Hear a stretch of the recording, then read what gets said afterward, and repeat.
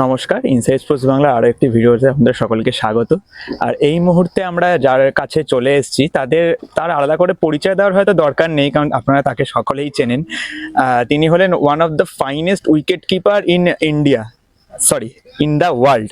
হ্যাঁ জানি এই নিয়ে হয়তো অনেক বিতর্ক হতে পারে, কিন্তু সব বিতর্কের উত্তরে কিন্তু আপনি দিয়ে দেবো, পরে এই নিয়ে কথা হবে। One of the finest wicket keeper in the world অর্থাৎ ঋদ্ধিমান সাহা, যিনি সদ্য ক্রিকেটেও কেরিয়ার যার সমাপ্ত হয়েছে। তো চলুন তার সঙ্গে কিছু কথা বলে নেওয়া যাক।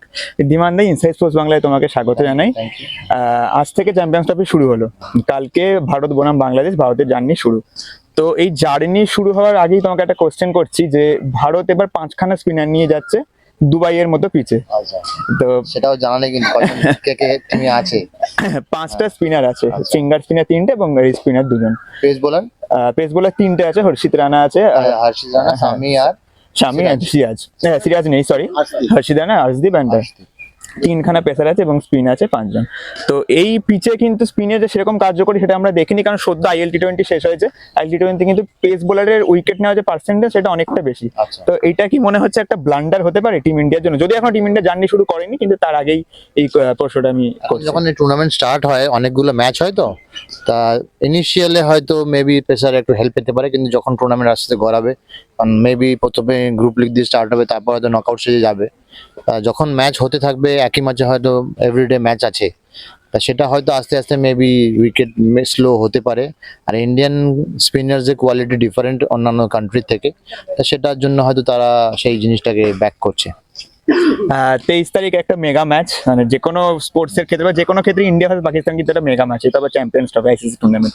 তো ইন্ডিয়া ভার্সেস পাকিস্তান ম্যাচে তোমার যদি প্রেডিকশন করতে বলা হয়, যে প্রেডিকশন কি করবে, কতটা এগিয়ে রাখছো ভারতকে, বা কেমন কি ম্যাচটা হতে পারে? সেটা কি এক পেশে হতে পারে? কারণ আমরা আগে কিন্তু দেখেছি অনেক ম্যাচে কিন্তু এক পেশে হয়েছে, পাকিস্তান জিতুক বা ইন্ডিয়া জিতুক। তো এইখানে ম্যাচটা কিরকম হবে? কারণ ওডিআই কিন্তু বেশ এখন ভালো ফর্ম আছে পাকিস্তান। মানে আলটিমেটলি আমি চাইবো ইন্ডিয়া যে এই ম্যাচই খেলবে, ওয়ান সাইডেড হবে আর টিম জিতবে আলটিমেটলি গোল, এবং কি ট্রফিও জিতবে। আর সব ম্যাচ জিতলে অবশ্যই ট্রফি জিতবে।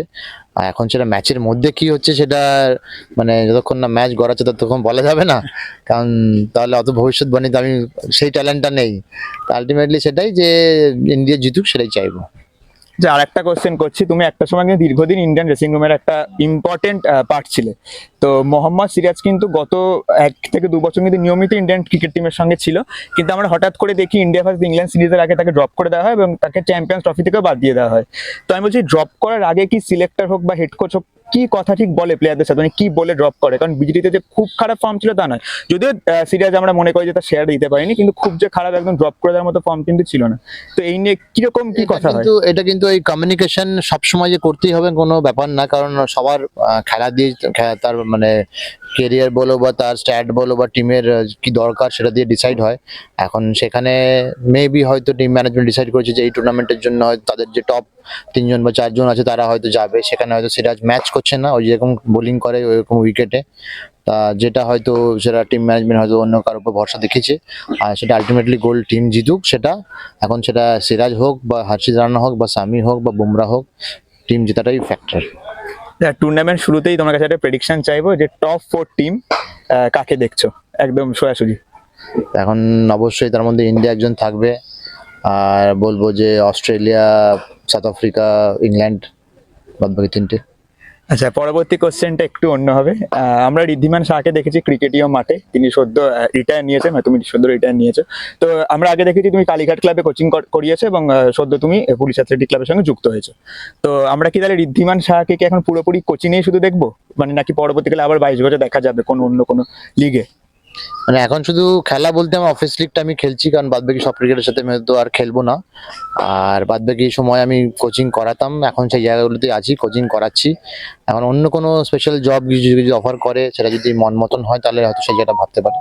আর অনেক ক্রিকেটারে কিন্তু দেখি আমরা ইন্ডিয়া ক্রিকেট টিম, মানে ইন্ডিয়া থেকে রিটার্ন নেওয়ার পর বাইরে অনেক লিগ খেলতে যায়, তার একাধিক উদাহরণ আছে। তো তুমি কি সেরকম কোনো তোমার কি ভবিষ্যৎ পরিকল্পনা রয়েছে যে বাইরে কোনো লিগ খেলবে? না, আমি একদমই যখন বললাম যে আমি আর মানে অফিস লিগ বাদ দিয়ে আর কিছুই খেলছি না, মানে সেখানে অন্য কোনো লিগও সেটা ইনক্লুড করছি, সে কারণে কোনো ক্রিকেটই আর নয়।